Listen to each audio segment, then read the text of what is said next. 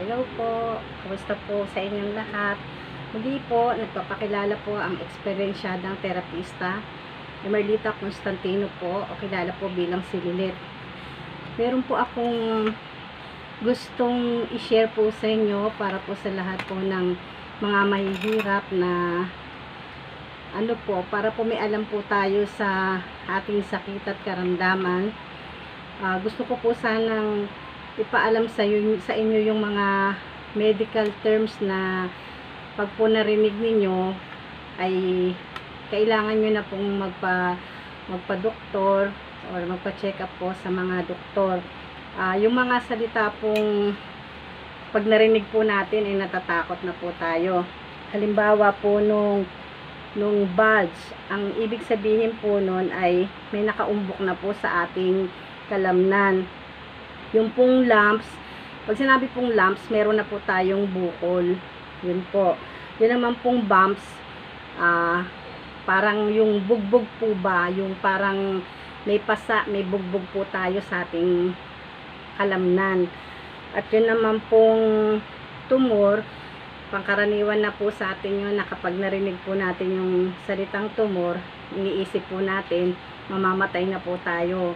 Pero kung bibigyan nyo po ng pansin, pag narinig nyo na po yon or nabasa nyo na po sa mga findings nyo, ay hindi po kayo dapat matakot dahil meron pa po kayong paraan para po mabigyan ng kalunasan ng inyong sakit at karamdaman. Dahil nga po, pag sinabi pong tumor, antimano po iniisip po natin cancer or malala na po, mamamatay na po tayo. Pero ang ibig sabihin pala po ng tumor ay bukol. Pwede pong maliit pa lang yung ating bukol at maaagapan pa. Pag naramdaman po natin na may bukol na po tayo sa ating katawan, magpa-doktor na po tayo para maagapan po kaagad. Baka po kasi cancerous na or kasi buhay na po antimano ang bakterya nun.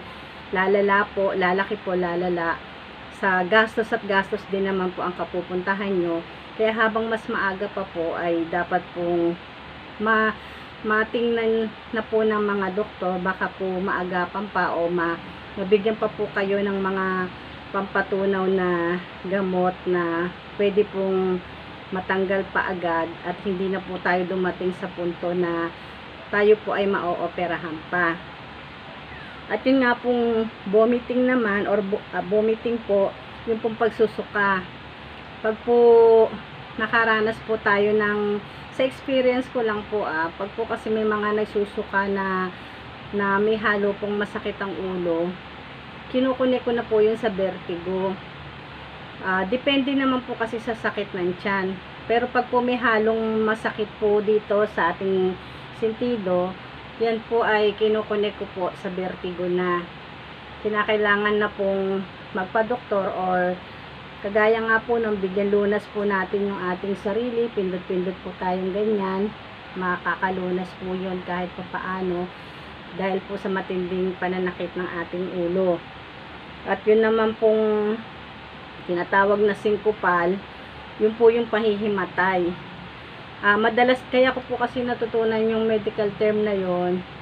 Madalas po kasi dati, pag po nagte-therapy ako, nag-uumpisa po ako sa paa. Kaso po, pag may napindot po ako, palagi ang pong hinihimatay. Kaya magmula po nag-uumpisa na po ako sa ulo para maiwasan ko po ang panghihimatay ng aking mga kliyente. Yun nga po yun. Kaya dapat po may alam po tayo sa mga medical term kahit papano. Yun naman pong muscle spindle, yung para po bang nag-compress or nagkumpul-kumpul po yung ating muscle dahilan po para manigas dahil po meron pong pagkakapulupulupot po. Tama po ba yung explanation ko?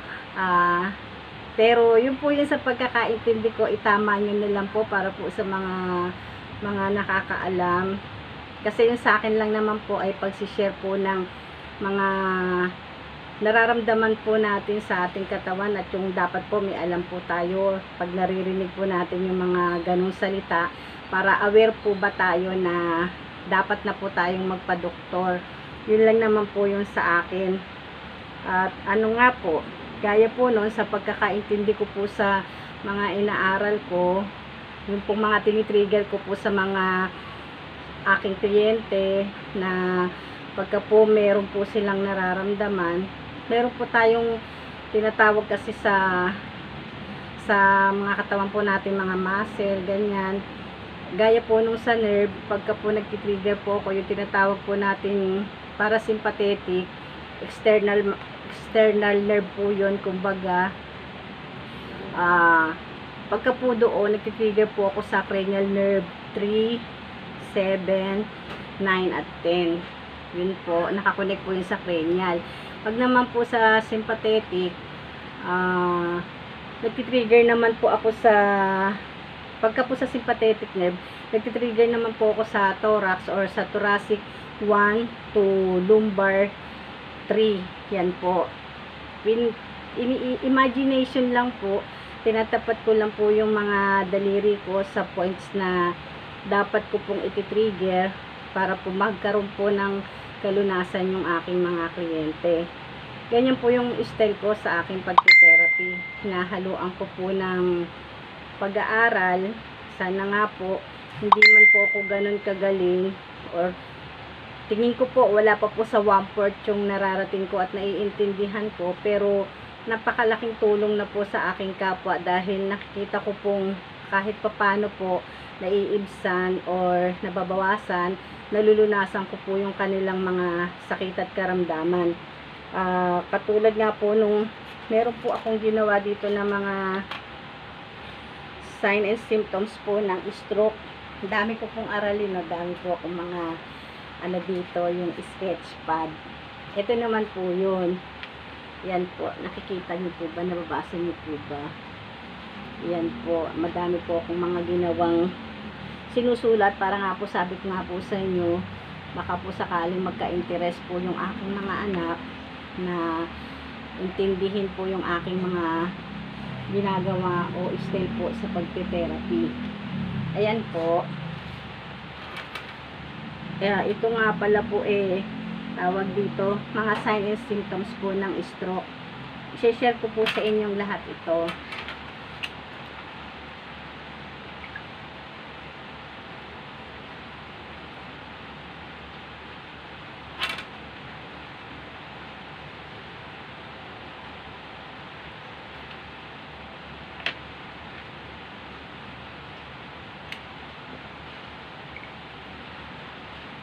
Ito nga pala po yung mga sign and symptoms po ng stroke na natutunan ko po sa tagal po ng aking experience sa pagte-therapy.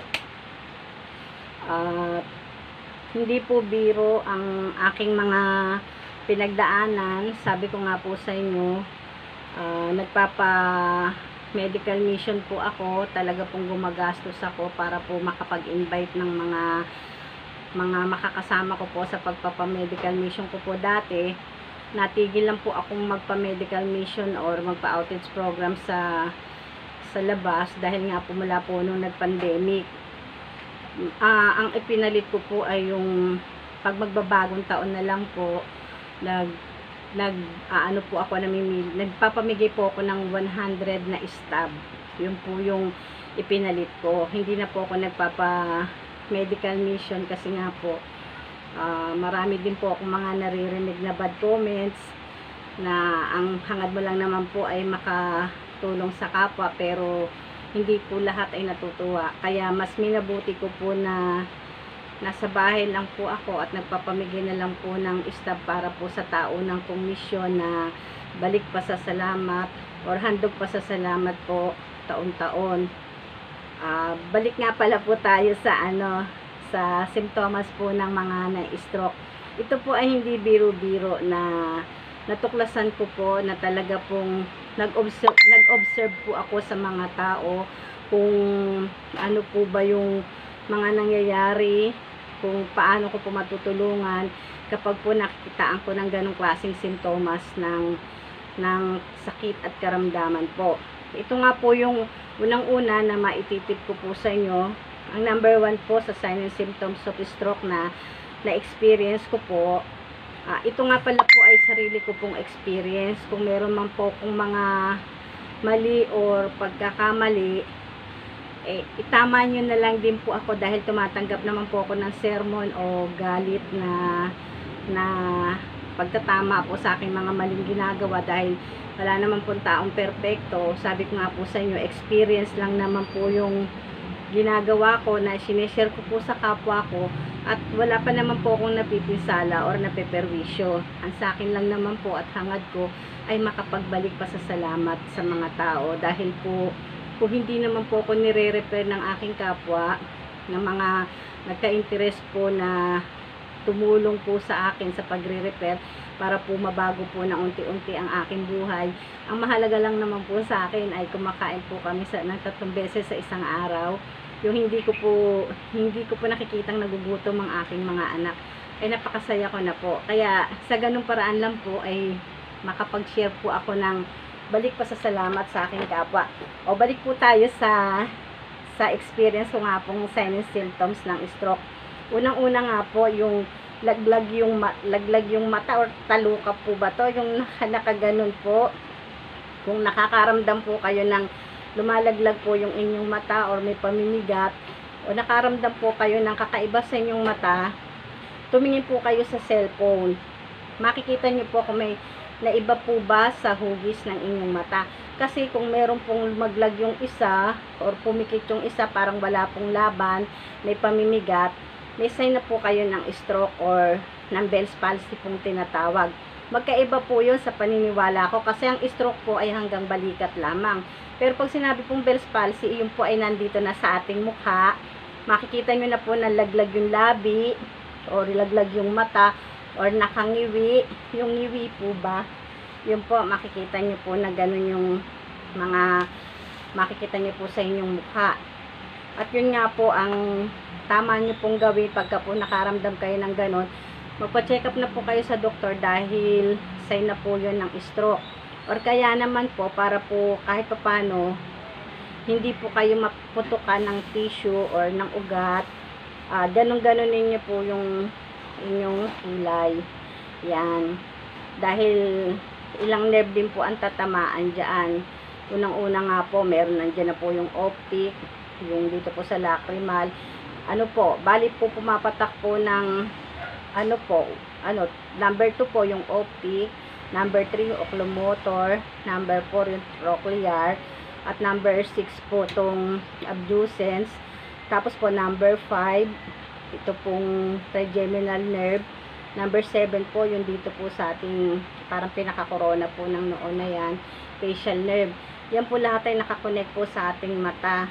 Tapos po, yun nga po yung sa orbit, meron po tayong dito po sa baba, sa gilid, sa ibabaw. Ayan po, yung dalawang gilid na yan. Mahalaga din po yung sa orbit. Ganyan-ganyan lang po kayo. Basta po may naramdaman po kayong pamamanhid sa inyong muka, dapat na po tayong galaw-galaw para maiwasan po natin ng stroke. Ganyan-ganyan lang po, para po makabawas stroke po tayo or ma-hospital man po kayo, ay hindi po ganun kalala ang kababagsakan nyo. Kung hindi po kayo marunong na magpipindot-pindot at natatakot, kung hindi rin lang po kayo magpapa-ospital, huwag nyo pong pakikialamang magpipindot sa inyong katawan. Dahil yun po yung madalas kong sinasabi sa mga kliyente ko na hindi po dapat ginagaya ang aking ginagawang pagte-therapy. Dahil po may pagkadelikado nga po. Kaya yun lang naman po sineshare ko sa inyo ay mga pang-emergency cases po. Kung talaga pong alam nyo pong wala na pong malay, pwede nyo pong gawin nyo, magpipindot-pindot po kayo sa kalamnan para hindi po maputukan ng ugat. Basta po, sa ulo lang po kayo palaging mag-uumpisa, dito po sa noo, ganyan. Huwag po kayong pipindot dito sa mga baba dahil baka pwede pong putukan ng ugat or yung mag-high blood po ba. Kaya may pagkadelikado nga po. Yun nga po, yung isa pa nga pong sign, yung nangingiwi nga po. Kasi nga po, sa pagkakaintindi ko po, pag nangingiwi ka, Bell's palsy na po ang bagsak ng stroke mo. Diyan na po nangingiwi ka. Kaya po hindi po ganun kadali ang mga nararamdaman. Pasok din po dyan yung lockjaw. Yan. Dito po, nakaano po yan sa, pindot-pindot lang po tayo, meron po tayong zygomatic bone dyan. Yan yung zygomaticus muscle po. Pag po nagpipindot-pindot po tayong ganyan, tatamaan nyo po yun. Kahit pa paano po, malaki pong tulong. Yan. Kung titingnan nyo po, kasi madalas po na-overfatigue ako. Pero, yan, ganyan-ganyan nga lang po yung ginagawa ko. Pagka po, talaga pong sobrang pagod ako, naninigas po yung mga muscle ko sa mukha. Kaya, kagaganyan-ganyan ko po. Tingnan nyo, nagmumukhang bata po ako. Joke. Pero po, malaking bagay po talaga. Nakakaligtas buhay po yung ginagawa ko pong pagte-therapy. Kaya nga lang po, hindi nga lang po lahat sanay. Yun nga po yung nakapaloob pa rin po doon yung paninigas nga po ng panga. Yan yung lockjaw. Ganyan-ganyan nga lang din po yung gagawin. Saka sa ano nga po ng skull natin, meron po tayong mga butas dyan. Pero pinaka-favorite ko pong natatandaan ko yung dito po sa noo, glabella. Yan po yung madalas ko pong palatandaan ko po. Yan po. Basta yan po tatlo na yan. Ito, dalawa po dito sa ilalim ng labi na to. Yan lang po yung mga paborito ko pong pinipindot. Tinitingnan ko po kung may bara. Kasi doon po sa isa ko pong nabasang libro, dito po sa points na to ay nakakonect po sa ating baga, sa ating pong lungs. Yan. Kaya minsan po, pag po nasobrahan ako ng pagod, ayan ganyan po, may matigas na po at masakit. Dinudurog ko lang po yung pag ganyan lang po ako. Ganyan po. Yan po. Tapos nga po, yung number 4 na po tayo, yung pong namamanhid o nangangalay itong ating mga braso. Yan po. Pwede pong ganyan-ganyan lang kayo, malaking tapping lang po, malaking tulong po yan. Tapos babatak-batakin nyo pong ganyan yung inyong mga daliri. Malaking bagay po yan. Ayaw yung isa, ayun. Ayan po, ganyan po. Ganyan lang po akong mag-therapy sa aking sarili, kaya nalalaman ko po kung ano po ang problema sa aking katawan. Yan po, ganyan po. Paano po? May bisita po ako, tuloy ko na lang po ulit sa susunod. Bye po, pang number 5 na po tayo. Yan, bye. Love you all and God bless us all.